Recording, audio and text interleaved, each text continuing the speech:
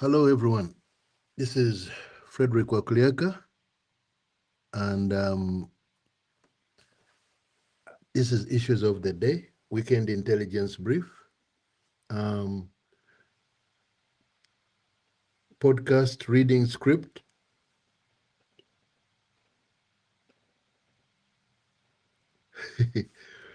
This is Sunday, May 2nd, 3rd edition, which came out yesterday on LinkedIn, Frederick Cybersecurity.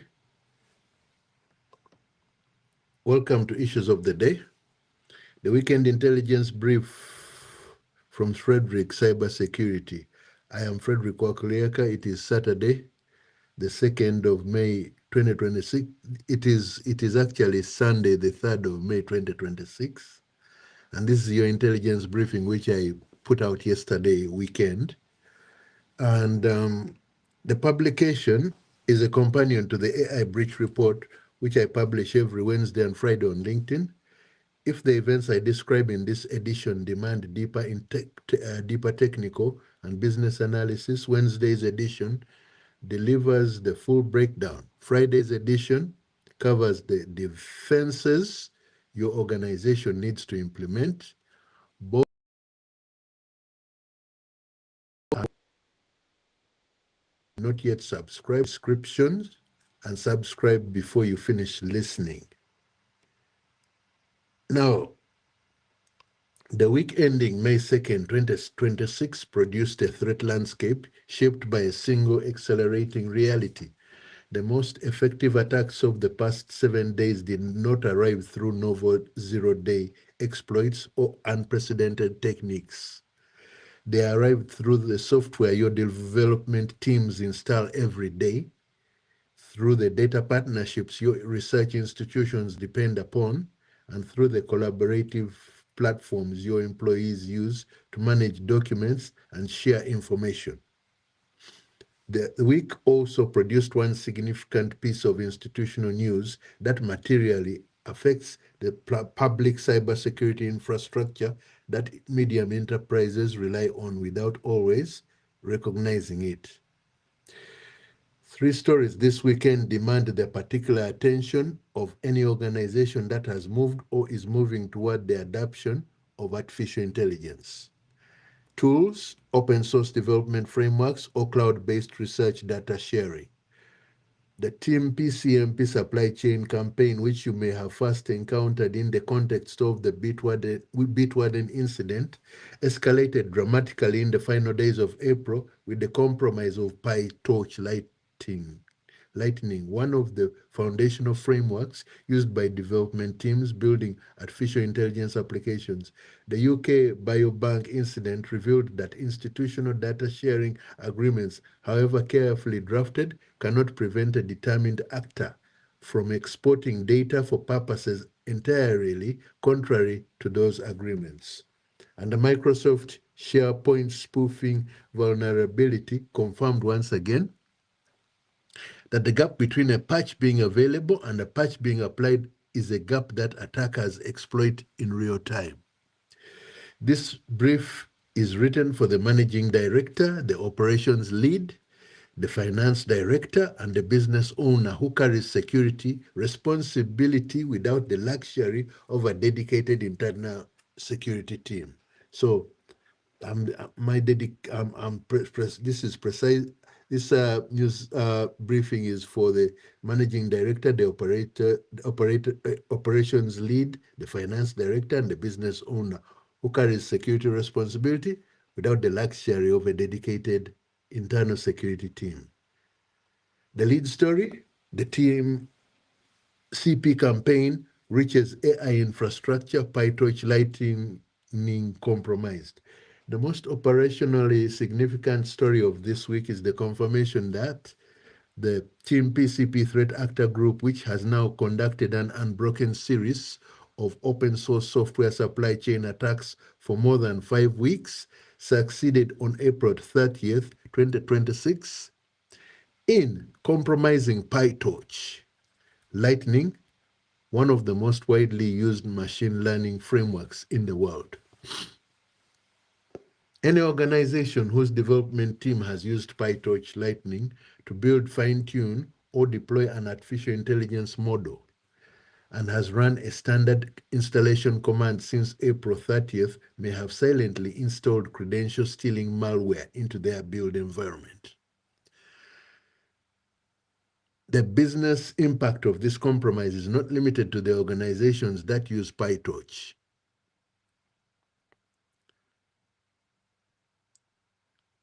Lightning directly, it extends to every organization whose developers work on a shared build server, a shared cloud environment, or a continuous integration pipeline, where the malicious package could have executed and harvested credentials before anyone identified the problem. The community discovered the compromise and quarantined the malicious versions within 42 minutes of publication. 42 minutes is not a short window. On a busy cloud build system processing dozens of automated tasks per hour, 42 minutes is enough time to execute credential theft across an entire development environment. PyTorch Lightning, distributed as the package named Lightning on the Python package index, receives hundreds of thousands of downloads per day and millions of monthly installations globally. It is a cornerstone of Python-based artificial intelligence and machine learning workflows used by teams building image classifiers, large language model fine-tuning pipelines, diffusion models, and time series forecasting systems. When security researchers from Aikido Security, OX Security, Socket, and Step Security identified versions 2.62 and 2.63 as malicious 18 minutes after their publication, the project had already been downloaded by enough developers to create a significant credential exposure event. The mechanism of attack is technically precise and operationally devastating. The malicious versions contained a hidden directory which included a downloader and an obfuscated JavaScript payload. When a developer or automated build system executed any code that imported the Lightning module, the malicious execution chain activated automatically with no additional user action required. There was no suspicious prompt, no warning message, no visible sign that anything unusual had occurred. The payload downloaded a JavaScript runtime and deployed an 11 megabyte obfuscated script designed to locate and exfiltrate every credential it could find on the host system. The range of credentials targeted is instructive for any organization that runs development or build environments. The malware sought GitHub authentication tokens with the specific intent of using them to inject further malicious code into every repository the compromised developer had access to. It targeted environment variables, which in modern development environments routinely contain database connection strings, application programming interface keys, and cloud platform secrets. It sought AWS, Azure, and Google Cloud credentials, SSH cryptographic keys, Docker registry credentials, NPM authentication, tokens, and shell command history. On a continuous integration runner that processes automated builds, with access to the production deployment pipeline, the exposure is categorically severe. The attack did not stop at credential harvesting. Once the malware obtained a valid GitHub authentication token, it used that token to inject further malicious code into up to 50 branches per repository that the compromised developer could reach. In at least some of these injections, the malicious commits were structured to impersonate legitimate tool activity. The technique of hiding malicious activity behind the appearance of legitimate tooling is a direct response to the increasing use of code review automation in modern development workflows. Team PCP is not a new group. This campaign is a continuation of a sustained escalating operation that has compromised Light LLM in March 2026, Telnix in March 2026. Checkmarx kicks Docker images. Bitwarden's command line interface and now PyTorch Lightning. The group has claimed an operational relationship with Lapsus and has established a branded presence on the Tor dark web network. The group has stated explicitly that it intends to partner with ransomware and extortion organizations to convert the credentials harvested from this campaign into downstream extortion events targeting every organization whose systems were accessed through the stolen credentials. Your action this week. If your organization has any development, data science, or artificial intelligence engineering team, confirm immediately that no system has installed the Python package Lightning in versions 2.62 or 2.63. The clean version is 2.61. Any system that may have installed and imported the affected versions should be treated as a credential compromise event. Rotate all GitHub tokens, cloud platform access keys, and API keys accessible from those environments. Audit continuous integration logs for unexpected automated commits or workflow runs.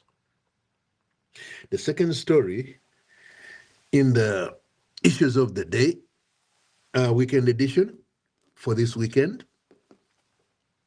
500,000 health records were listed for sale on Alibaba. On April 20th, 2026, UK Biobank, the charity that manages what its own documentation describes as the world's most comprehensive biomedical data set, confirmed to the United Kingdom government that the health data belonging to all 500,000 of its research volunteers had been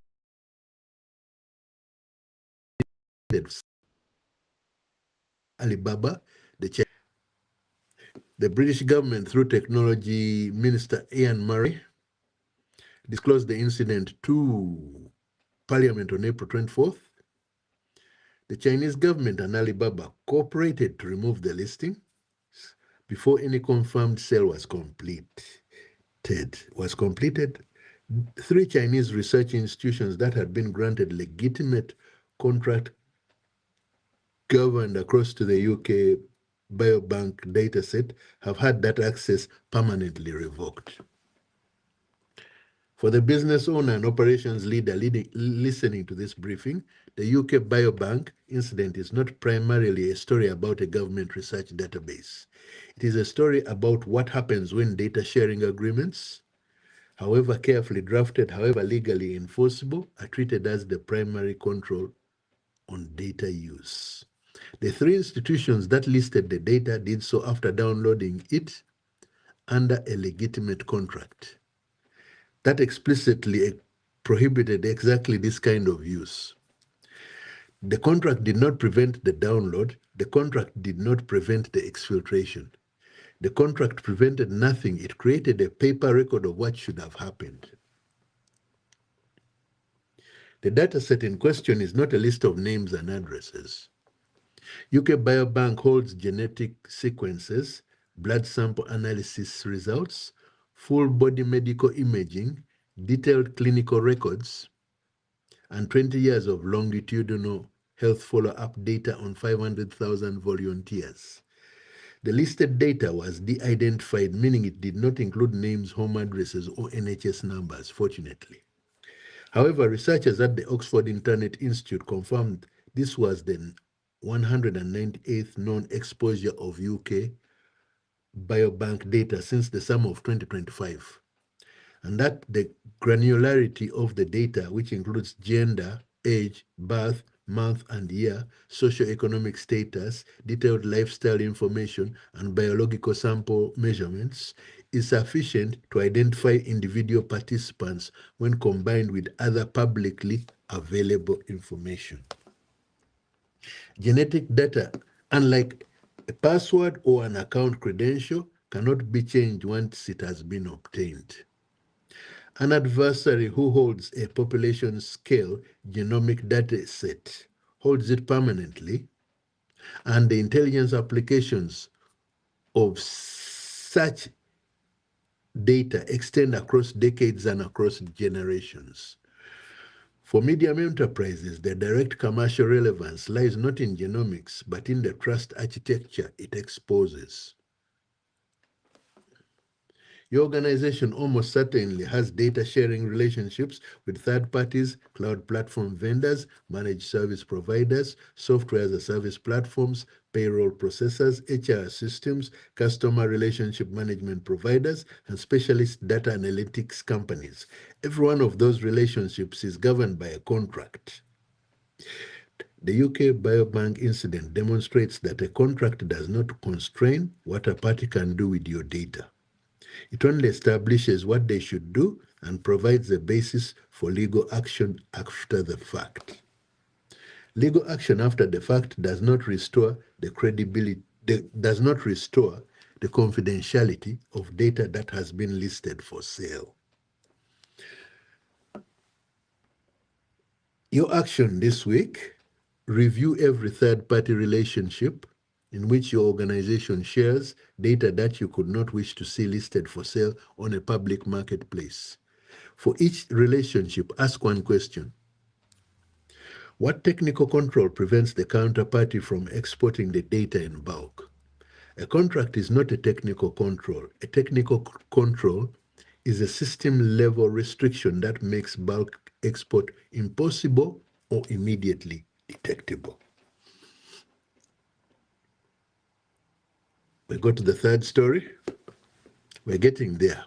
After the third, there will be two more, then we can conclude our discussion today of what the weekend's issues of the day, intelligence briefing was all about.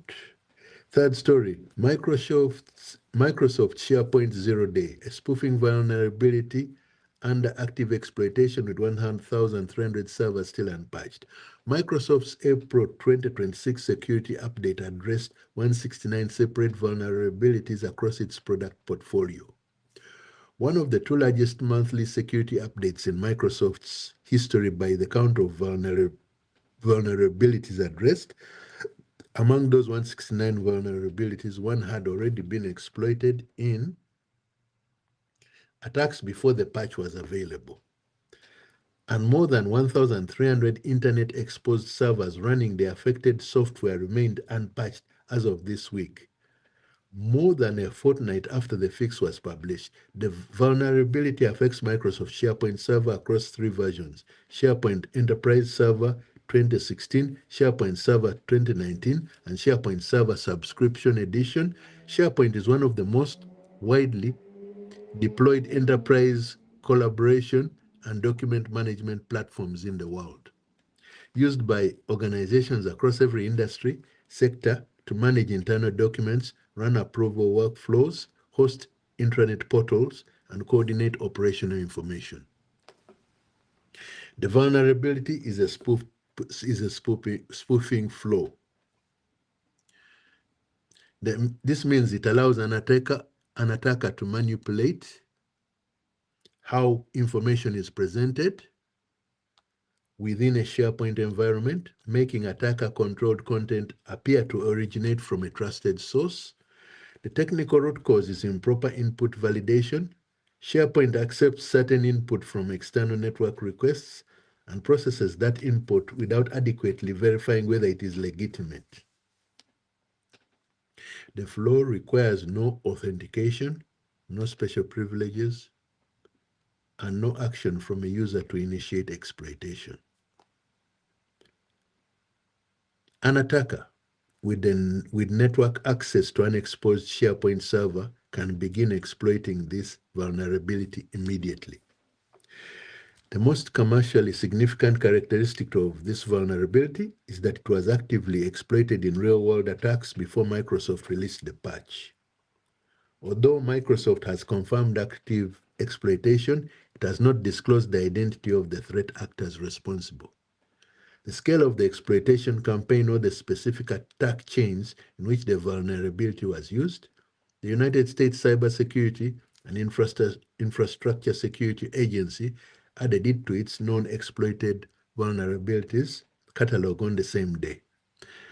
Microsoft released the patch and directed all federal civilian executive branch agencies to apply the fix within 2 weeks. That deadline has now passed. More than 1,300 SharePoint servers exposed to the internet remained unpatched as of late last week. SharePoint servers in medium enterprises routinely hold the documents that define how the organization operates: contracts, financial records, board meetings, human resources files, client proposals, and strategic plans. A successful attack that uses spoofing to manipulate the presentation of content within SharePoint can direct employees to malicious links, alter documents that employees trust and act upon, facilitate fraudulent payment authorizations, and create the conditions for credential theft at scale within an organization that regards its intranet as a trusted environment. The April 2026 update also included a critical remote code execution flow in Windows Internet Key Exchange Service extensions with a severity score of 9.8 out of 10, which allows an authenticated remote attacker to execute code on affected systems. A separate privilege escalation vulnerability in Microsoft Defender allowed a local attacker to elevate their privileges to full system control, notable precisely because Defender is the system designed to prevent privilege escalation. So your action this week: confirm with your IT team or managed service provider that April 2026 Patch Tuesday updates have been applied to every Windows system and Microsoft SharePoint server in your environment. Ask specifically whether SharePoint servers running versions 2016, 2019, or subscription edition have been patched for the spoofing vulnerability and request confirmation of the current build version. We go to our fourth story. We talked about CISA restored. The 75-day DHS Department of Homeland Security shutdown in the US ended, and what it means for medium enterprise security. On April 30th, 2026, President Donald Trump signed into law a bipartisan appropriations bill that ended the longest government agency shutdown in United States history. The Department of Homeland Security had been without routine funding since February 14, 2026, leaving the Cybersecurity and Infrastructure Security Agency, the Transportation Security Administration, the Coast Guard, FEMA, and the Secret Service operating under emergency funding for 75 consecutive days.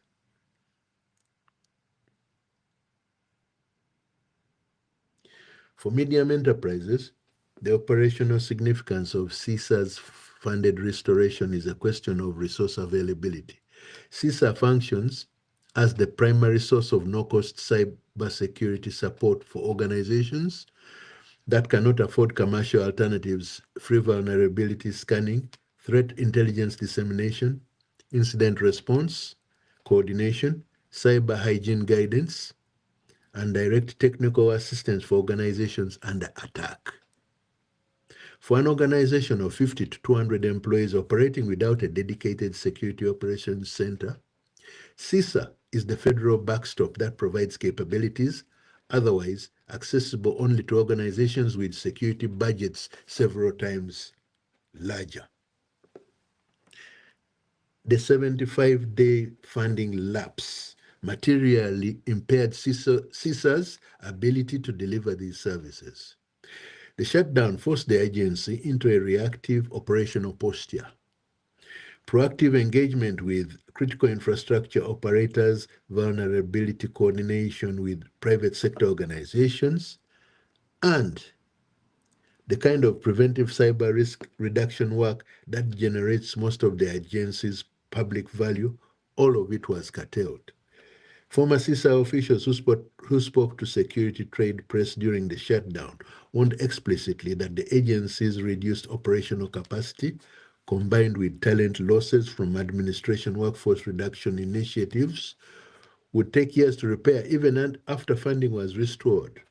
The new appropriations legislation includes $20 million specifically designated for the hiring of CISA personnel focused on countering cyber threats attributable to the People's Republic of China. This allocation is notable both for its specificity and for the signal it sends about where United States government threat intelligence assessment is focused. The practical position of CISA as this funding is restored is considerably weakened than it was a year ago.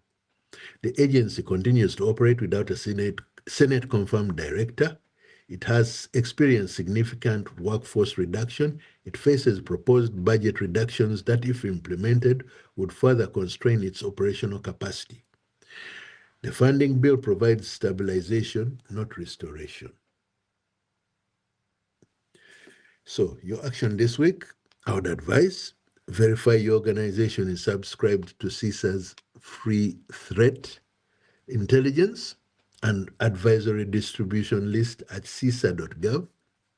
If your managed IT or security provider has not mentioned the CISA known exploited vulnerabilities catalog as part of their patch prioritization process, ask them explicitly whether their patch management workflow incorporates cave additions as a priority signal. The fifth story and the last, it's lengthy, but it's not easy when we are covering the biggest issues affecting the well-being of the cyber sphere, AI sphere. So the Trellix source code breach when the security company is the target. Trellix, the cybersecurity company formed through the merger of McAfee Enterprise and FireEye's Enterprise Division, confirmed on May 2nd, 2026 that an unauthorized actor had obtained access to a portion of its source code repositories. The company stated that it recently identified the compromise, engaged forensic investigation specialists immediately, notified law enforcement, and that its investigation to date has found no evidence that the accessed source code has been exploited or used to compromise its software release and distribution processes. The business significance of a security company's source code being accessed extends beyond the immediate incident. The Trellix products are deployed across the enterprise security stack at thousands of organizations globally. The company's portfolio includes endpoint detection and response, extended detection and response, email security, network detection and security information, and event management capabilities. Source code contains the architectural decisions, algorithmic logic, and implementation details that define how security software detects threats and responds to suspicious activity. An actor with access to that information gains insight into detection evasion that is not available from public documentation alone. Trellix has not disclosed how long the unauthorized access persisted before discovery, which party was responsible, or through what mechanism the repositories were accessed.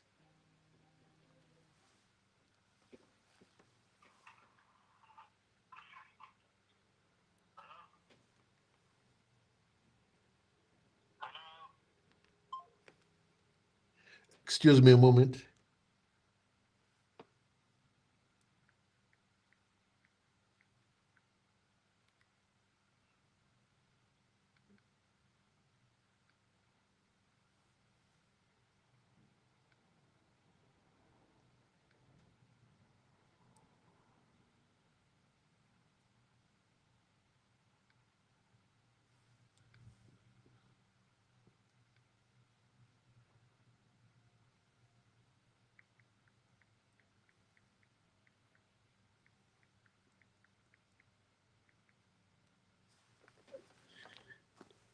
Okay, we can continue. Sorry for that disturbance. Trellix has disclosed how long Trellix has not disclosed how long the unauthorized access persisted before discovery, which party was responsible, or through what mechanism the repositories were accessed. The investigation is ongoing. The Trellix incident reinforces a pattern visible across the entire week's threat landscape.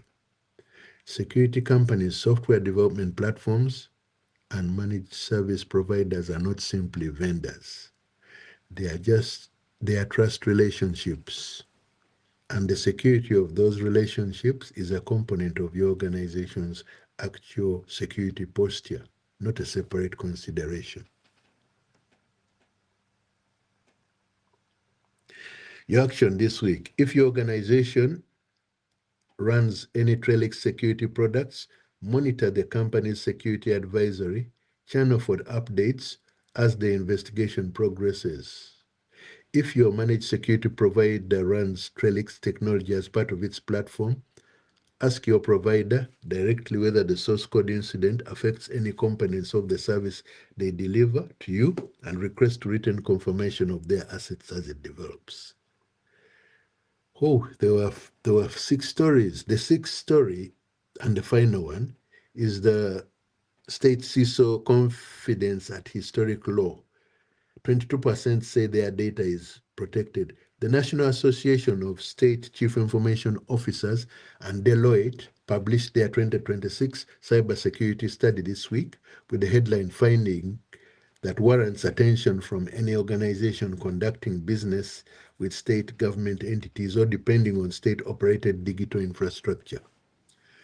Only 22% of state chief information security officers surveyed stated that they believed their data was protected from cybersecurity threats. This is not a marginal decline from prior years. It is a historic collapse in confidence among the people whose job it is to defend some of the most sensitive data repositories in the country.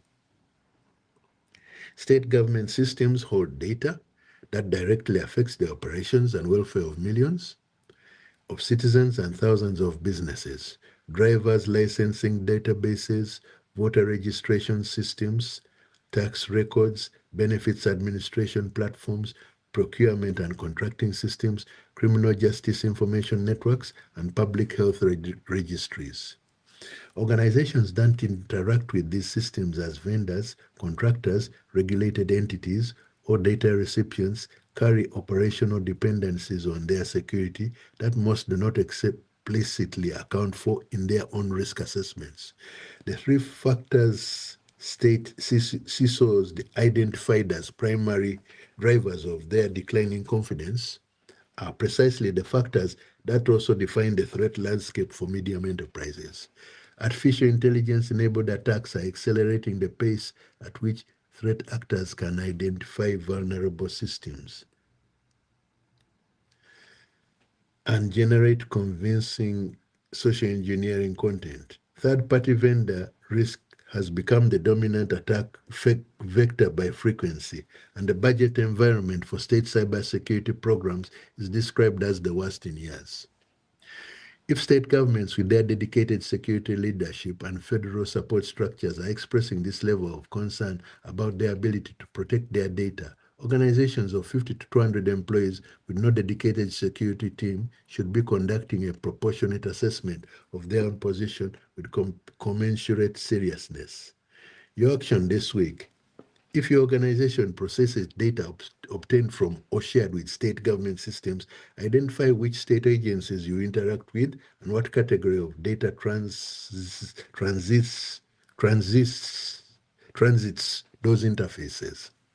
If a state government system with which you interact were compromised, identify what data held by that state system relates to your organization or your clients and what your notification and response obligations would be under applicable law. 3 decisions before Monday. Before I close, 3 specific decisions your organization needs to make before Monday. The first concerns your development and technology environment.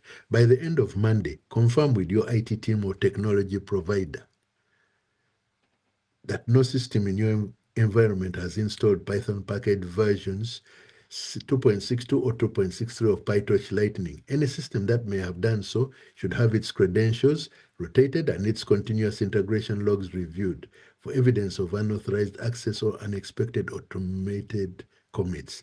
If your organization does not have a development environment, confirm whether any cloud-based or artificial intelligence platform you use has disclosed any relevant security incident affecting its own build pipeline this week. The second decision concerns your SharePoint and Microsoft platform patching status. Confirm specifically that April 2026 Patch Tuesday security updates have been applied to all Microsoft SharePoint servers and all Windows endpoints in your organization. Request this confirmation in writing from your IT provider or internal IT lead. 3 weeks after the patch was released, more than 1,300 servers remain exposed.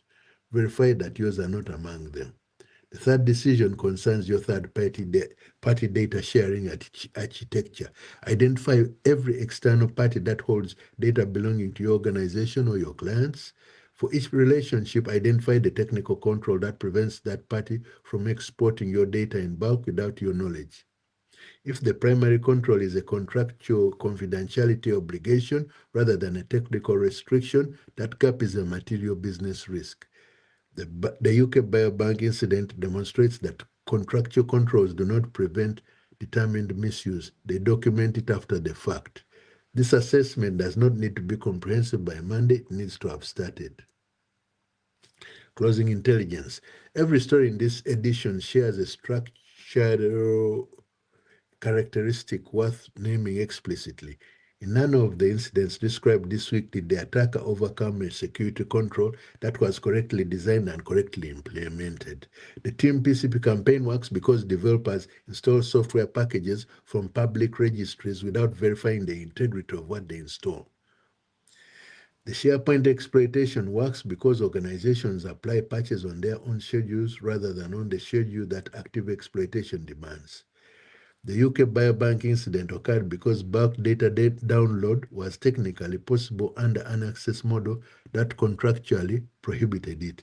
The state CISO confidence collapse reflects not a failure of security intent, but a failure to align security investment with the threat environment that now exists.